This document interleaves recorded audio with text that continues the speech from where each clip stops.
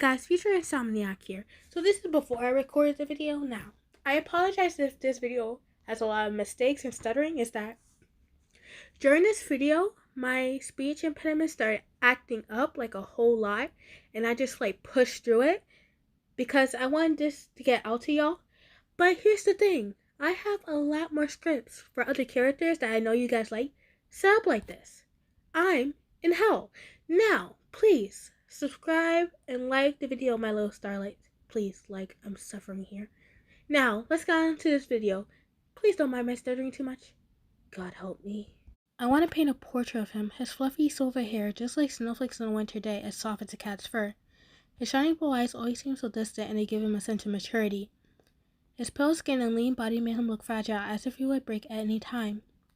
His smile, his plush pale lips pulled slightly upwards. It was breathtaking. He didn't smile very often, but when he did, it was true. The way he sits at the end of the classroom, relaxed, but at the same time alert.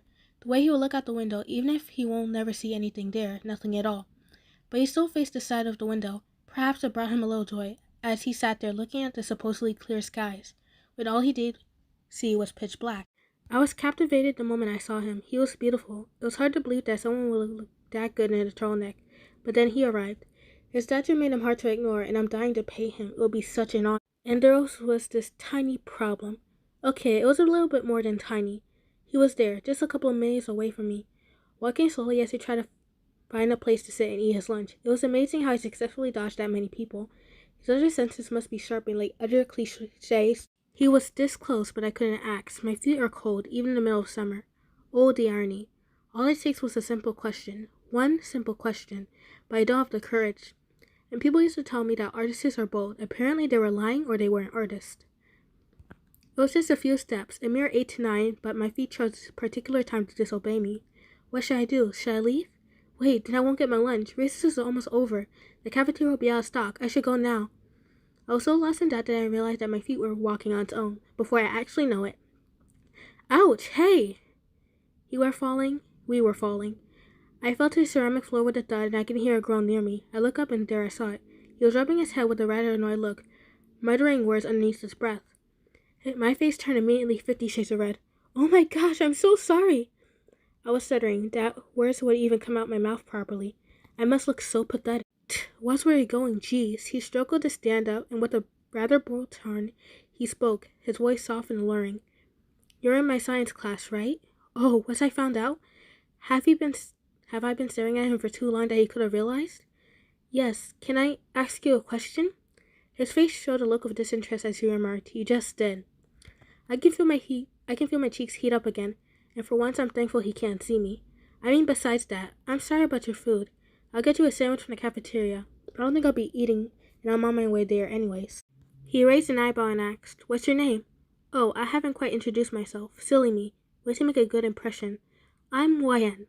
He nodded. I'm pretty sure you already know my name, but I'll introduce myself anyways. Name's Killua. He reached his hand out, but his hand wasn't necessarily in front of me. I took it as a sign that he wanted to shake hands, so I positioned myself and shook his hand. He smiled lightly before frowning. So, YN, why were you heading to the cafeteria? As far as I'm concerned, you said you were not eating anything. Well, I wanted to ask someone, a question. And the food's almost out of stock anyways at this time of recess. There's only 15 minutes left, and I'm a slow eater, so can I ask you a question? I was aware that I would most likely get the same response over again, but I didn't care. I have to ask. The silver-haired boy sighed. I asked you 3 questions as far as I can recall, so you can ask me one back.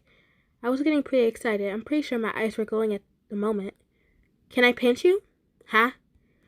It was then when I realized that my question didn't sound the way I wanted it to. It created so many misunderstandings. I raised my hands up and raised it frantically, mind you. I'm sorry, that was rude of me. I just thought you would suit well in my painting, and forget it. I must sound like an idiot. I wonder what Killua, a person who can only see darkness, think I look like. Does he think I'm a freak? Or weird? I'm pathetic. I should just leave without a sound, and he probably won't notice. Sure. Wait, what? Did he just accept? Pardon? He sighed and repeated what he said. Sure, just tell me when and where. I blinked my eyes, processing it all before I almost squealed in excitement. I can hardly believe it. The most beautiful guy I've ever laid eyes on had agreed to let me paint him. He was still there, staring off into blank space, waiting for an answer. He was indeed one of a kind. So how about Friday, after school in the art room? He nodded before excusing himself. His eyes made him look aloof, but it gave him a sense of melancholy. His eyes were what made his features look so special. The bell indicating the end of recess pinched my ears. It was when I realized that I'd been staring at the place Killua was just a few minutes ago, and I'm probably mostly going to get extra excitement before being late for math. I sighed and ran to my class, but I couldn't help but smile. Friday is going to be a wonderful memory. I walked past the long corridors, looking at portraits of the principal and stuff, wishing that the portraits I would make would be as good as them. Not long after I arrived in front of the art room, I opened the door to catch a glimpse of white tufts of hair. There he was, wearing a black t-shirt, a green plaid jacket, complete with cream-colored pants. He must have noticed the sound of the creaking door, for his attention turned to me. YN? I nodded, but then remembered he can't see me, so I replied to him. Yeah, it's me. Sorry to keep you waiting. He brushed it off, saying that he just arrived himself too. I asked him to wait for a moment as I set up my painting tools. When I was ready, he asked, should I pose or something? I smiled. No, just act natural. He looks better that way anyways. You can talk to me if you feel bored. Oh, and I got my laptop, so if you have any particular song you want to listen to, you can tell me. I'll find it for you. He nodded briefly before sitting down on the place I set for him. I began to paint him to the best of my abilities. His face was already carved out perfectly, every detail, every look and cranny. His features are hard to copy, but I tried my best. His eyes always looked so abstract. It made him look more and more attractive. Even that was the hardest part to paint. I kept stealing glances at him, and I couldn't help but blush. It's kind of embarrassing when I know someone beautiful is watching me. Hearing that, I almost smudged the painting and almost dropped my brush. What? Why is he? How does he? He must sense my confusion as his lips pursed up into a smile as he answered. I kind of told my friends about the whole painting thing. Gon told me that you're very pretty and kind. I told Leorio and he said I was lucky. Even Kurapika, who doesn't really care about girls, said you were beautiful. Since silence. I'm going to kill those three. I have never and ever been close to being beautiful. I looked at him uncomfortable. Don't you think you're not beautiful? I replied, though unsure of my own answer. I don't think I'm that pretty. But that's what you think. 3 of my friends said you're pretty. So why don't you at least think you should be called beautiful? Oh, it's not my place to say. Sorry. That's true. He can't see me anyways. I sighed and continued painting, adding its final touches. The painting came out pretty well, actually. I couldn't help but smile at it, knowing that it was my most prized possession. I'm done, Killua. The boy's lean face sparkled in interest. Really, can you describe it to me? Sit here. He patted the space next to him, motioning me to sit down next to him. How do you describe a picture to a blind boy? Nonetheless, I obeyed him for now. I took the painting from the aisle carefully and brought it to him and had it out to him. I sat next to him and almost simultaneously his attention turned to me. So, what colors did you use? I looked at him confusedly, not knowing I should answer his question or ask him back. Oh, did I confuse you? I've never actually seen colors, nor do I know how they look like, but people try to describe it to me, but they mostly fail. He said as he grinned sheepishly. His grin was reassuring in some way. Well then, for now, I used your eyes as an ocean blue. I wadded off quickly though. Describe blue. I scratched the back of my head, trying to find the best way to describe a color. Blue is when the morning comes and you enjoy the quietness and tranquility. It's when you feel at peace.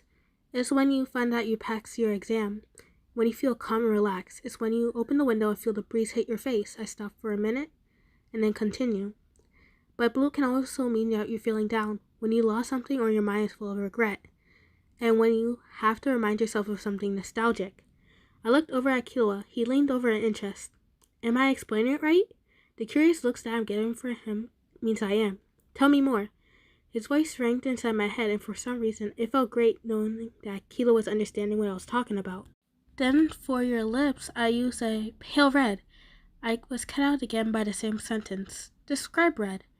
Red is when you sit next to a fireplace. It's when your mom hugs you and says that she loves you. Haha, when you stab her. It's when you're determined to do something and finish it at all cost. It's when you feel warm and you're filled with energy. It's when you love. Red can be also when you're mad or irritated, when you get violent. Killua just hummed in response. His face looked at me as he was in deep thought. and I can only look at him, wondering if he wanted to say something. Are your lips red too? Well, isn't that a weird question? Yes, it is. The blue-eyed boy scooted over until his shoulders were touching mine. I couldn't help but blush. Hard. His face was so charming. His eyes were locked on mine as they were boring into my soul.